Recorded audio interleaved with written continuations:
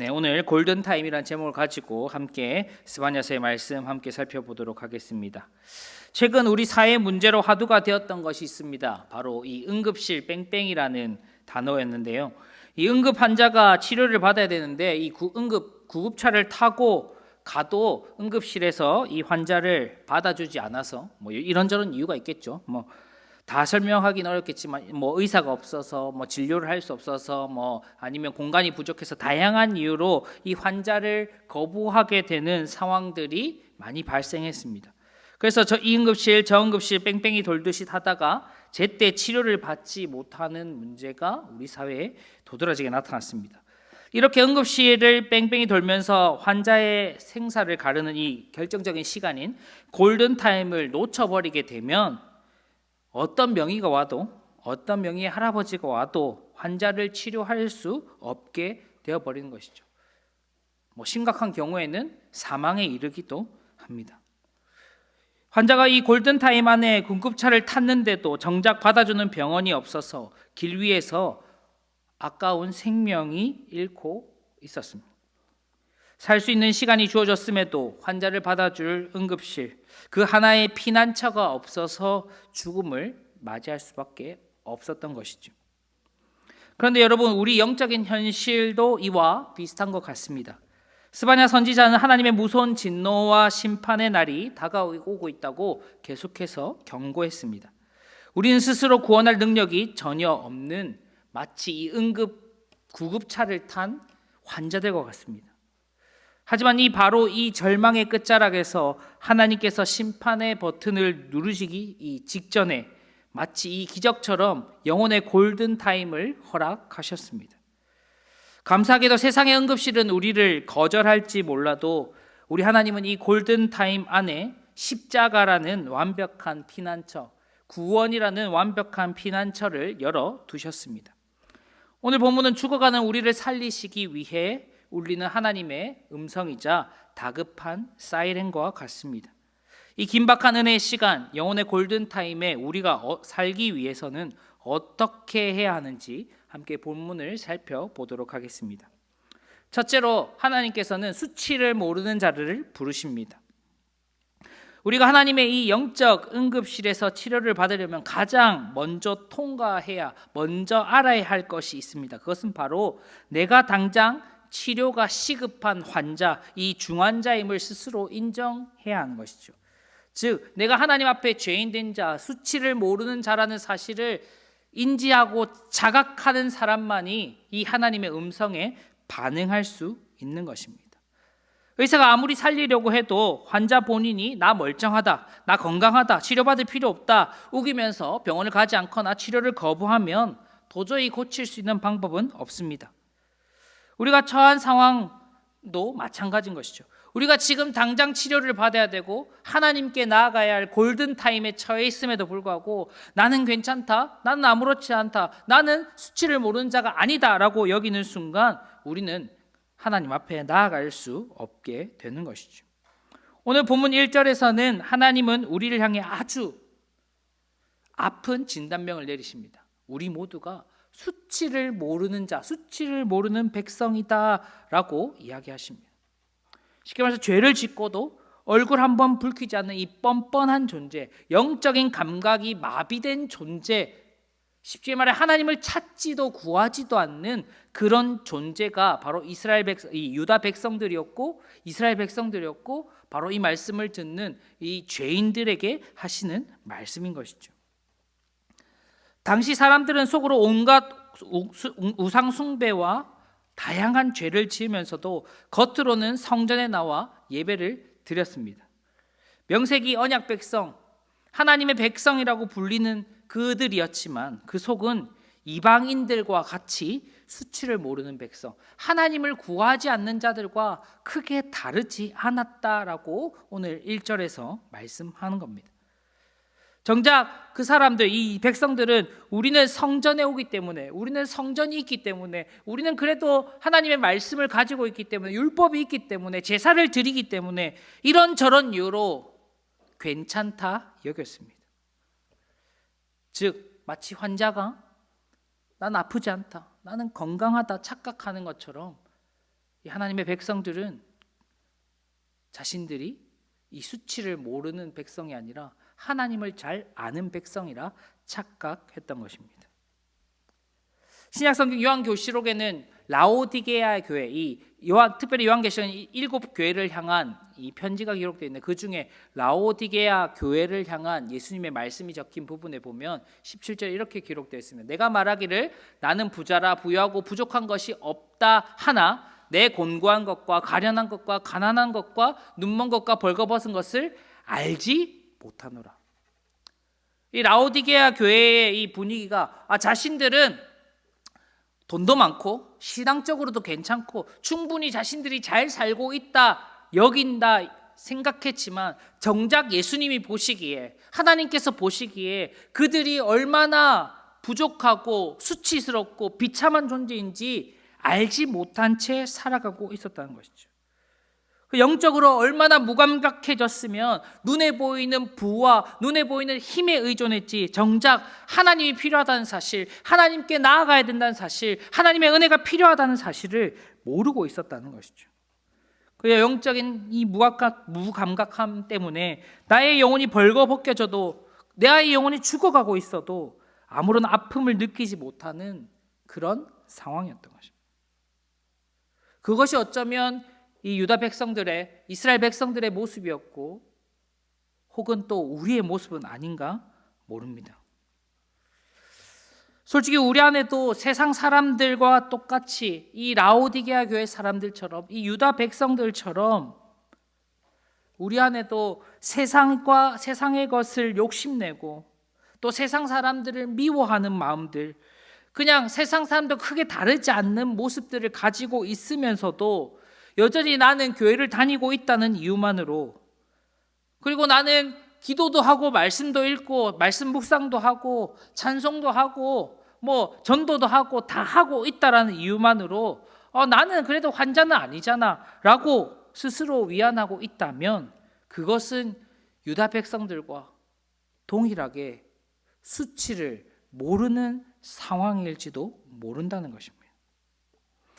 하지만 하나님께서는 뭔가 뛰어나고 뭔가 잘나고 그런 사람을 부르시는 것이 아니라, 오늘 말씀에 보니 수치를 모르는 자들조차도 부르시는 겁니다.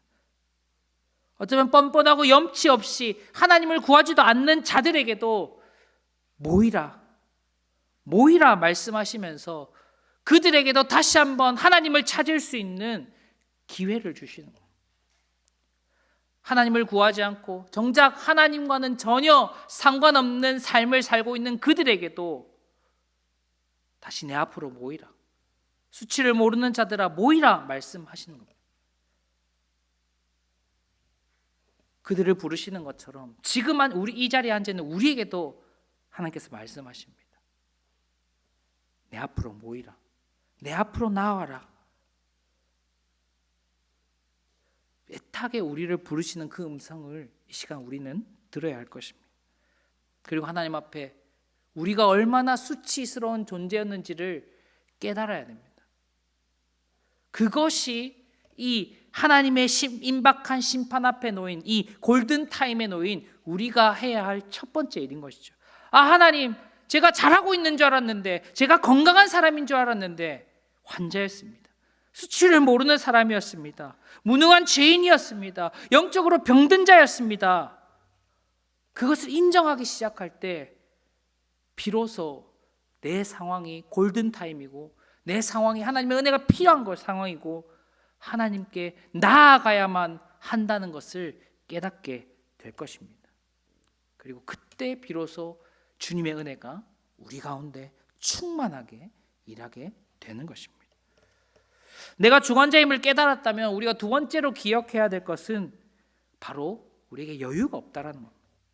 여유를 부릴 때가 아니라는 것이죠.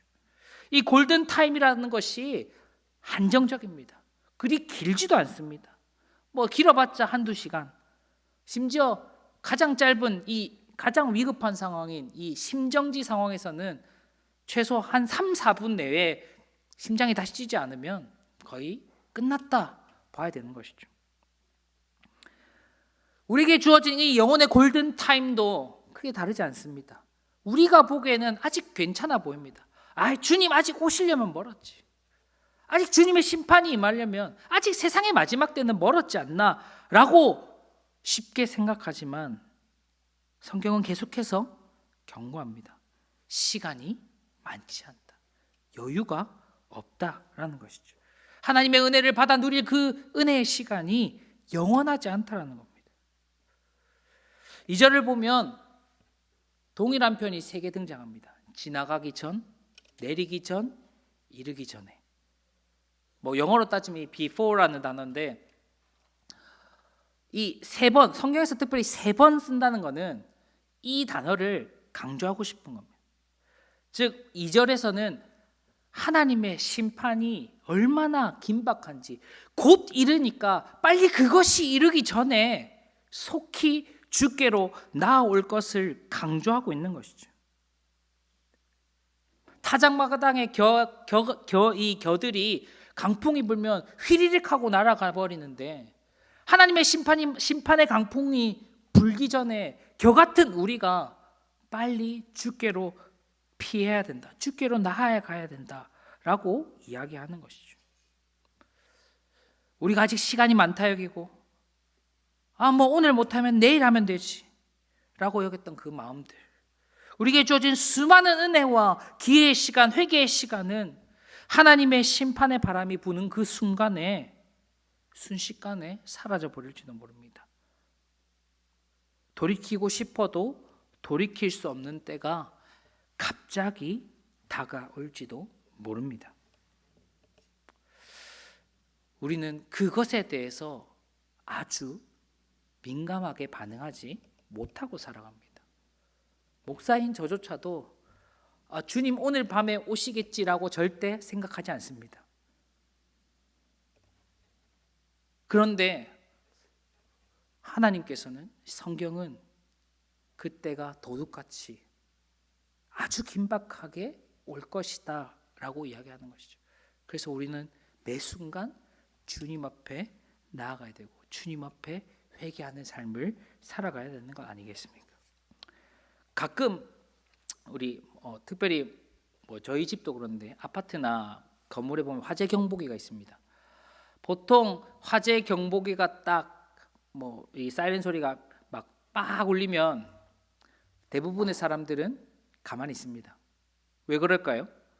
설마 불이 났겠어라고 생각하기 때문이죠. 그리고 우리가 그렇게 생각하는 이유는 대부분 장난으로 그 경보기를 누르는 사람들도 많고, 또한 그 경보기들이 이제 온전치 못해서 작동 오류가 생기는 경우도 아주 잦기 때문이죠. 그러니까 그런 뭔가 내 생각, 나의 경험, 나의 판단이 이미 그렇지 않을 거야라고 하는 안전 불감증에 빠뜨려 버린 겁니다. 그러니 경보기가 울려도 카페에서 마시던 커피를 그대로 마시고 집에서 잠을 자고 있다고 경보기가 울려도 경보기가 잘못 울렸나 보다 하고 계속 잠들어 있고 그렇게 하는 사람들도 부지기수입니다. 그런데 만약 진짜 불이 나서 화재 경보기가 울렸다 칩시다. 과연 우리는 그 경보기 소리를 듣고 바로 뛰쳐나갈까요? 아마 한참은 있고 진짜 불이 난 것을 우리가 몸소 체험할 때까지는 그냥 일상을 살아가게 될지도 모르겠습니다.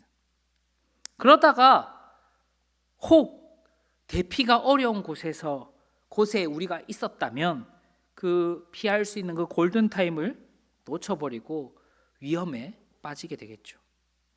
지금 하나님께서 스바냐를 통해 계속해서 말씀하시는 것, 그것이 바로 마치 이 경보기와 같은 거예요. 눈앞에 심판이 보이지 않으니까, 눈앞에 내 눈앞에 뭔가 일어나지 않으니까 정작 하나님의 심판의 말씀이, 하나님께서 우리에게 주시고자 하는 수많은 놀라운 그런 심판의 말씀과 구원의 은혜들이 전혀 느껴지지 않으니 영적으로 민감하게 반응하지 못하고 안일하게 살아가게 되는 것이죠. 마귀가 성도들을 지옥으로 끌고 가는 가장 좋은 방법은 나중에랍니다. 나중에 회개하지, 나중에 기도하지, 나중에 말씀 읽지. 나중에 예배 드리면 되지. 하지만 내일은 우리의 시간이 아닙니다. 오늘 잠들고 내일 아침에 눈을 뜨지 못할 수도 있습니다. 그래서 우리는 아침마다 또한 매일매일 살아가면서 기도하자. 주님, 오늘 우리에게 또 하루를 선물하여 주셔서 감사합니다. 또 하루를 또 주님의 뜻대로 살아가게 해주십시오. 이렇게 기도하는 이유도 바로 여기 있는 건 아니겠습니까? 나중은 없습니다. 바로 지금 우리가 해야 하는 것이죠. 하나님의 진노가 이르기 전에, 그 하나님의 경보기 사이렌이 울리기 전에 바로 지금 우리가 회개하고 주님께 나아가 구원의 은혜를 누려야 할 때입니다. 이 골든타임에 우리는 어디로 달려가야겠습니까? 우리가 살기 위해서 어디로 피해야겠습니까? 내 힘으로, 내 능력으로 피난처를 만드는 일, 다 부질없는 일입니다. 우리가 살기 위해 뛰어들어야 할 곳은 오직 한 곳, 하나님 품입니다. 하나님의 은혜 아래에 피해야 합니다. 근데 그것이 우리 힘으로 되는 것이 아니라 주께서 우리를 피하게 하십니다. 숨기실 때 가능한 것이죠. 3절에는 우리가 해야 할 행동을 이렇게 이야기합니다. 여호와를 찾으며 공의를 구하고 겸손을 구하라. 앞서 2절에서는 전에, 이르기 전에라는 표현으로 하나님의 그 심판의 긴박함을 강조했다면 이 3절에서는 3번의 구하라, 여호와를 구하고 여호와의 공의를 구하고 그리고 겸손을 구하라 라는 말씀을 통해 하나님을 구하는 일, 우리가 하나님 앞에 나아가는 일이 얼마나 중요한 일인지, 하나님의 심판 앞에 우리가 하나님을 향해 달려가는 그 일이 얼마나 중요한 일인지를 강조하고 있습니다. 근데 이것은 내 힘으로 내가 열심을 다해서 해야 한다라는 뜻이 아닙니다. 나에게 내세울 것 하나 없는, 어떤 공로도 내세울 것이 없지만 겸손함으로 오직 예수님께, 하나님께 필사적으로 매달리라는 뜻입니다. 주님, 나를 살려주십시오. 주님께로 피할 수 있도록 은혜 베풀어 주십시오. 그렇게 우리가 구해야 한다는 것이죠. 그때 하나님의 심판에 이르면, 그 환난이 이르는 그날에 우리는 숨김을 얻게 될 것입니다. 이 숨겨주신 은혜, 이 말씀을 전하는 자 스바냐의 이름도 여호와께서 숨기셨다라는 뜻을 가진 선지자입니다. 선지자가 이렇게 외치는 겁니다. 이름이, 그냥 그 존재 자체가, 너희가 피해야 할 곳은, 이 하나님의 백성들이 피해야 할 곳은 오직 하나님뿐이다. 다른 것을 구하지 말고 오직 하나님만 구하고, 하나님께서 우리를 숨기실 것을, 우리를 구원하실 것을 신뢰하고 나아가야 된다라는 것이죠. 그 무서운 심판이 이르기 전에 속히 하나님의 날개 아래로 피하여 숨으라는 하나님의 음성, 그 선지자의 외침을 우리가 들어야 하는 것입니다. 하나님의 그 무서운 진노의 폭발 앞에 우리는 어떻게 숨어야 합니까? 주님께서 어떻게 우리를 숨기시겠습니까? 과거 1965년쯤 우리 이제 월남 파병을 앞둔 그때에 이 강원도의 한 부대에서 이 수류탄 훈련을 하고 있었다고 합니다. 이 강제구 대위가 이끄는 이 중대에서 이제 수류탄 투척 훈련을 하고 있는데, 훈련전 한 병사가 이 안전피를 뽑은 다음에 이 앞으로 수류탄을 던져야 되는데 너무 떨려가지고 이 수류탄을 이게 뒤쪽으로, 자기 이 팀원들, 이제 부대원들이 있는 쪽으로 떨어뜨렸다고 합니다. 근데 수류탄이 한 3초에서 한 5초 정도 뒤에 터지거든요. 그때 그걸 발견한 이 중대장, 가장 지휘관이죠, 이 강제구 대위가 자신의 몸으로 이 수류탄을 딱 덮어가지고 혼자 복사를 하고 아무도 다치지 않는 일이 있었다고 하더라고요. 이 수류탄은 터졌지만 정작 수류탄 떨어뜨린 사람, 그리고 수류탄 때문에 다쳐야 할 수많은 사람들은 다치지 않고 그 지휘관이었던 이 대위, 어쨌든 다행히 이 사고로 인해서, 다행인 것이 이 사고로 인해서 이제 소령으로 이제 명예전역을 하기로 했는데, 이 대위 중대장은 자신의 중대원들, 부하들을 지키기 위해서 자신의 몸을 내어 던졌고, 결국 그의 희생으로 수많은 사람들이 다치지 않고 군생활을 하게 되었던 겁니다. 자기의 온몸으로 그 폭발을 받아냈고, 그 폭발을 덮었고 숨겨줬어요. 그 폭발로부터 그 부대원들을 지킨 것입니다.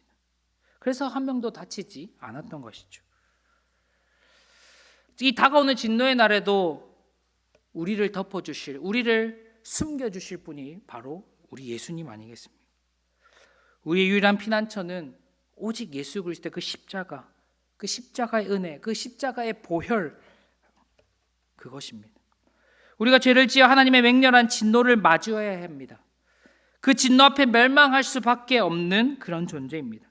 그런데 예수님께서 우리를 대신하여 십자가에서 자기의 온몸을 내어주셨습니다. 우리에게 쏟아져야 할 하나님의 진노와 저주를 예수님이 그 십자가 위에서 다 홀로 받아내셨습니다. 그리고 주님이 흘리신 그 보혈로 우리를 완벽하게 덮어 숨겨주셨습니다. 마치 6월절 어린 양의 피를 그 문설주에 바르니 하나님의 천사들이 그 집을 넘어갔던 것처럼, 예수 그리스도의 보혈의 그 놀라운 은혜, 그 피가 우리를 덮으시니 하나님의 진노와 하나님의 저주가 우리를 피해가게 됩니다.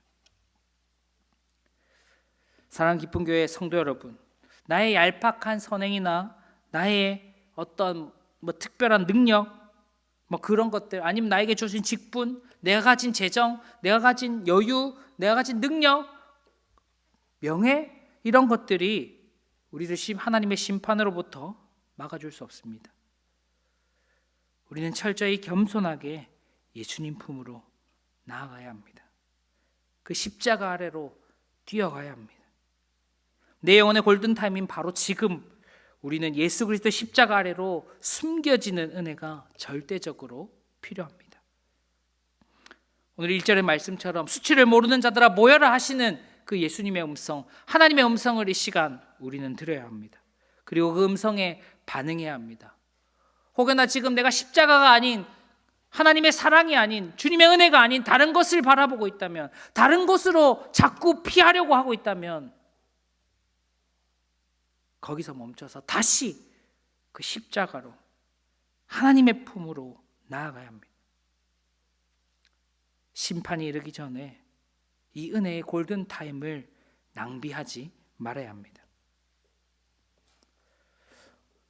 우리의 영적 무감각함을 우리는 회개해야 합니다.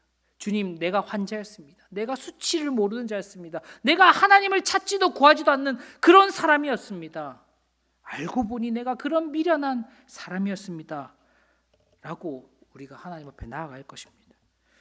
우리가 그 하나님 앞에 나아가기 위해서 필요한 마음이 바로 이 3절의 마지막 말씀, 너희가 혹시 여호와의 분노의 날에 숨김을 얻으리라. 주님, 우리 살려주십시오. 주님한테 애쓰고 떼쓰는 우리가 할 수 있는 그런 일이 아니라는 것이죠.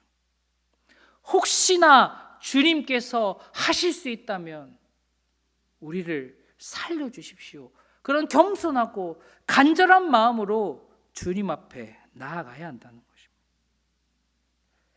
내가 기도 좀 했으니까, 헌금 좀 했으니까, 내가 신앙생활 좀 했으니까 주님 당연히 나를 구원해 주셔야 되는 것 아닙니까? 하고 당당하게 요구할 자격조차 없다라는 것이죠. 어떠한 나의 공로도 없다라는 것입니다. 그 3절의 마지막 말씀처럼 혹여나 주께서 우리를 구원해 주실 것이라면 나를 좀 숨겨 주십시오 하는 이 염치 없는 우리도, 저와 같은 이 부질없고 비참한 우리 같은 존재도 주님 구원해 주십시오 하고 그 겸손하게 주님 앞에 나아가야 하는 것입니다. 그러나 복음은 이렇게 얘기합니다. 혹여나 우리가 혹시 주님의 은혜를 구하며 나아갈지라도 주님 우리를 부르셨다면 반드시 그 십자가를 통해 우리를 구원하실 것이고 세상 어떠한 고난과 역경과 어려움 속에서도 우리의 피난처가 되시고 우리를 보호하실 것이라 약속하셨습니다. 우리는 혹시나 주님 하실 수 있다면 하며 구하지만 주께서는 분명 우리를 구원하시고 우리를 살리실 것입니다. 저희는 2월 한 달 동안 구원에 대해서 계속해서 설교를 들었습니다. 제가 이 설교를 들으면서 딱 떠오르는 말들이 있었는데 제가 예전에 설교할 때도 몇 번 이야기했었던 이야기인데 복음이라는 말을 한 문장으로 정리할 수 있을까? 복음이라는 것을 한 문장으로 이야기하면 무엇이 될까?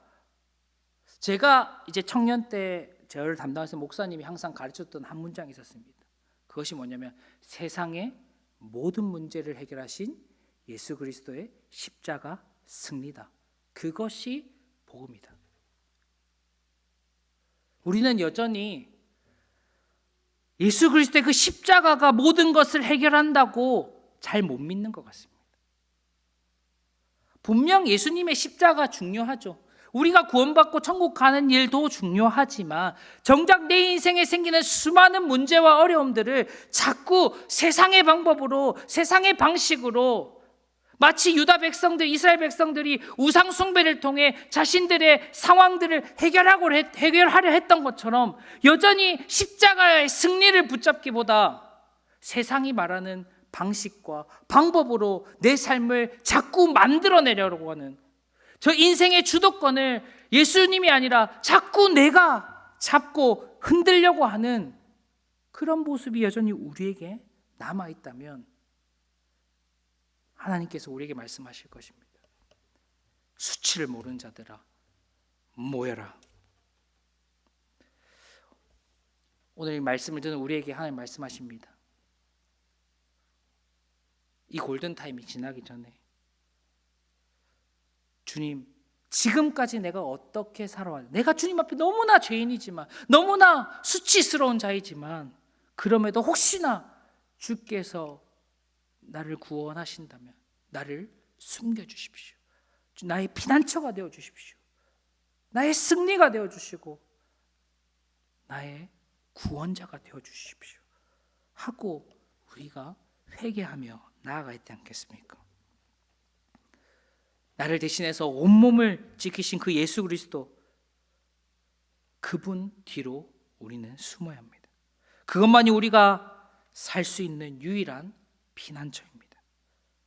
십자가 아래 숨어드는 자는 반드시 보호하신다는 그 하나님의 놀라운 약속, 그 복음, 그 하나님의 신실하심을 굳게 믿는 우리 모두가 되었으면 좋겠습니다. 그리고 그 믿음 안에서 세상의 어떤 위협과 공격과 고난과 어려움을 마주하더라도 그 주님 안에서, 그 십자가 아래에서 참된 평안과 위로를 누리는 우리 모두가 되시기를 주님의 이름으로 축복합니다. 아멘.